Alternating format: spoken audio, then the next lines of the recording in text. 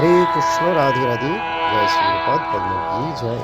সুপ্রিয় ভক্তবৃন্দ, দর্শকবৃন্দ, আজকে আপনাদের দর্শন করাবো আমাদের হেতমপুর শ্রী গৌরাঙ্গ মঠে উৎসবের প্রস্তুতি চলছে। 1 জানুয়ারি শ্রীকৃষ্ণের বনভোজন। মন্দিরের পশ্চাৎভাগে যে নিজস্ব জায়গা রয়েছে সেখানে আমাদের বনভোজন অনুষ্ঠান হয়ে থাকে প্রতি বছরের ন্যায় এই বছরও। এটি হলো আমাদের হেতমপুর শ্রী গৌরাঙ্গ মঠের বাৎসরিক উৎসব। সকলের সাদর আমন্ত্রণ। হরে কৃষ্ণ, হরি বল।